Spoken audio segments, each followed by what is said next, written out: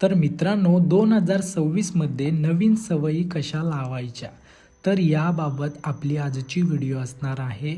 तर या वर्षाचे म्हणजेच 2025चे शेवटचे 2 महिने उरलेले आहेत आणि 2025 मध्ये ज्या तुमच्या वाईट सवयी आहेत त्या बाजूला ठेवून चांगल्या सवयी जर तुम्हाला 2026 मध्ये आपल्या जीवनात आत्मसात करून आपलं जीवन अधिक सुंदर व यशस्वी बनवायचे असेल तर मी या व्हिडिओमध्ये 8 पॉईंट सांगणार आहे. तर यांचा वापर करून तुम्ही तुमच्या ध्येयापर्यंत नक्की पोहोचू शकता असं मला वाटतं. तर चला तर मग हा जीवन बदलणारा विषय आहे. सोप्या आणि साध्या पद्धतीने आपण समजूया. पॉईंट नंबर पहिला, छोट्या सवयींनी सुरुवात करा. लक्ष तुमचं मोठं ठेवा, परंतु सुरुवात लहानापासून करा. उदाहरणार्थ, दररोज तुम्हाला व्यायाम करायचा आहे परंतु ते होत नसेल तुमच्याने, तर त्याऐवजी निदान 30 मिनिटं तरी चालणं सुरू करा. पॉईंट नंबर दुसरा, वेळ आणि जागा ठरवा. नवीन सवय निश्चित वेळेला आणि जागी केल्यास ती मनात बसते. उदाहरणार्थ, सकाळी उठल्यावर लगेच पाणी पिणं किंवा झोपण्याआधी ॲटलिस्ट 10 मिनिटं मेडिटेशन करणं, तर ही एक तुमची सवय लागलेली असते. जर तुम्ही मनामध्ये ठरवलं की मला उद्या पहाटे लवकर उठायचे आहे, तर घड्याळाच्या आधी तुम्ही लवकर उठता. ट्राय करून बघा. पॉईंट नंबर तिसरा, 21 दिवसाचा नियम पाळा. संशोधनानुसार एखाद्या गोष्टीची सवय लागण्यासाठी निदान 21 ते 30 दिवस लागतात. दररोज करा, जरी कमी वेळेसाठी केले तरी चालेल. उदाहरणार्थ, मी ठरवलं की मला दररोज पहाटे 6 वाजता उठायचे आहे, तर ही एक प्रक्रिया सतत मी 21 ते 30 दिवस करत राहिलो तर आपल्या मेंदूला त्याची सवय लागून राहते आणि आपण त्या टाईमला बरोबर उठतो. त्यामुळे कोणतीही गोष्ट करायची असेल तर ती निदान 21 ते 30 दिवस तरी सतत करा, जेणेकरून तुम्हाला त्याची हॅबिट बनेल. पॉईंट नंबर चौथा, स्वतःला कारण आठववा. ही सवय का लावायची आहे हे आधी स्पष्ट असणं गरजेचं आहे. तर ही गोष्ट मला कशासाठी करायची आहे आणि ह्या गोष्टीतून मला कोणता फायदा होणार आहे हे आधी आपलं क्लिअर असणं गरजेचं आहे.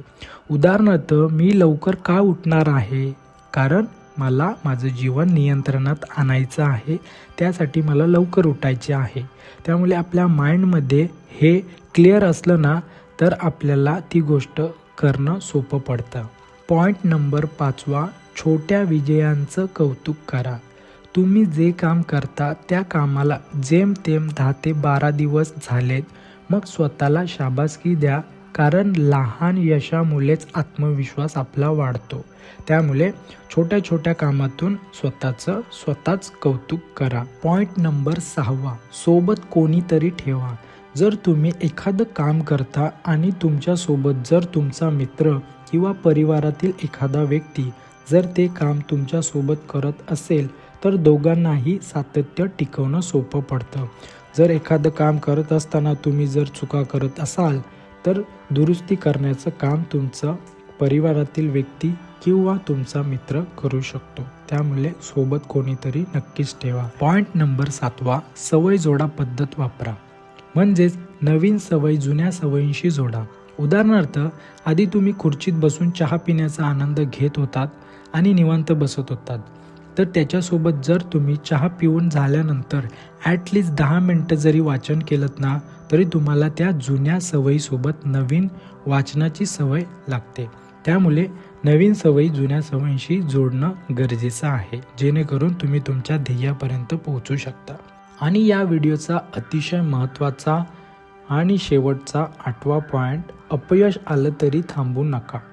जर तुम्ही एखादे काम करण्याचा निश्चय केला आहे आणि काही कारणास्तव तुमच्या कामामध्ये अडथळा आला, एखादा दिवस चुकला, तरी स्वतःला दोष देत बसू नका.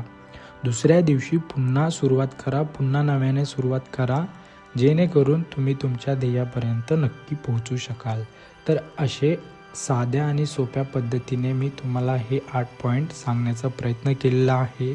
तर मित्रांनो, यांचा वापर तुम्ही तुमच्या जीवनात जर केलात तर नक्कीच 2026मध्ये तुमच्या लाईफमध्ये तुम्हाला नवीन बदलाव दिसतील आणि तुम्ही तुमच्या ध्येयापर्यंत नक्कीच पोहोचू शकाल. भेटूया पुढच्या व्हिडिओमध्ये आणि ही जर माहिती तुम्हाला उपयोगी वाटत असेल तर नक्कीच दुसऱ्यांपर्यंत शेअर करा. कमेंट करून सांगा कशी वाटली व्हिडिओ. भेटूया पुढच्या व्हिडिओमध्ये आणि चॅनलला नक्कीच सबस्क्राईब करा. धन्यवाद.